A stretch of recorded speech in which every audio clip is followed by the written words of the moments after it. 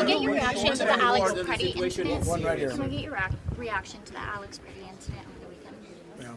We're going to have hearings on this.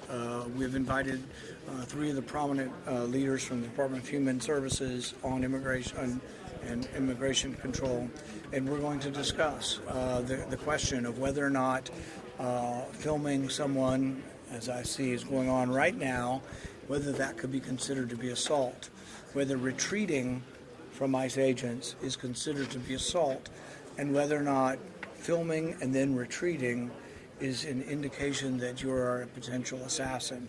If our government's going to say things like that, people out there in the public need to know. I mean, do people filming the government have to worry that they are guilty of assault and the use of lethal force can be used against them? Look, we have this all of the time as far as our police. Our police have a tough job. Our police largely do a good job, but occasionally there are shootings that are unjustified. And that's why the officer usually is put on a desk job or administrative leave until his investigation. Even when it's perfectly, I know of at least a couple of shootings in Kentucky where the guy shot the officer 8 times.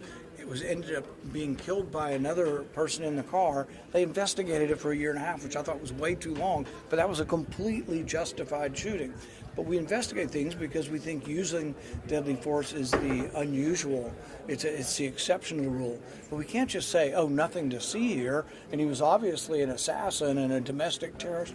When we say things like that, it leads to no confidence in. So I think there really has to be an independent investigation, and this is going to be an investigation outside of DHS. They should themselves immediately appoint a commission. If they don't, I think Congress may. What are you confident in Secretary Noem? What do you make of the situation in Syria and the Kurdish minorities? Do you think this administration is doing too long a question for me. If you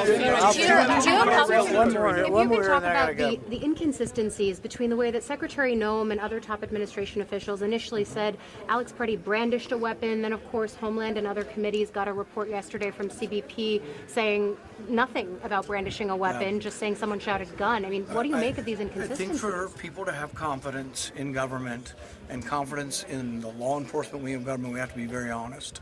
And I don't think it's honest to say he brandished a weapon. I don't think it's honest to say he assaulted officers. Every American's seen this video now, or most have. Everybody was snowed in for 3 days. A lot of people have seen this video. At every point in the video, he retreats. Now, I'm not saying he might not have been obnoxious. I'm not saying he might have said obnoxious things, but he films. He doesn't even obstruct the traffic. He waves a car through in the middle of this. As they approach him, he retreats.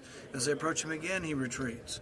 When a woman is shoved to the ground, he goes to help her up, and that's when he is grabbed from behind. At no point in time do I see an assault. And I don't think anybody in America believes he was assaulting those officers.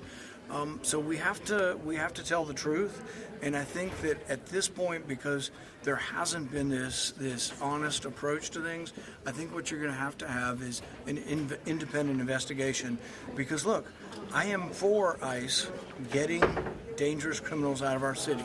I suspect even in Boston, when they rounded up 25 rapists, people committing assault, people accused or convicted of murder, even Boston, a left-wing Democrat city, probably said, we're kind of glad they're gone. So I'm not for getting rid of ICE. I am for restoring trust in ICE. And the way you restore trust in ICE is immediately have an independent commission. And I'm not even talking about something that is assessing the behavior beyond is an appropriate use of force and what is our policy moving forward. Is dishonesty impeachable, though? Is dishonesty impeachable?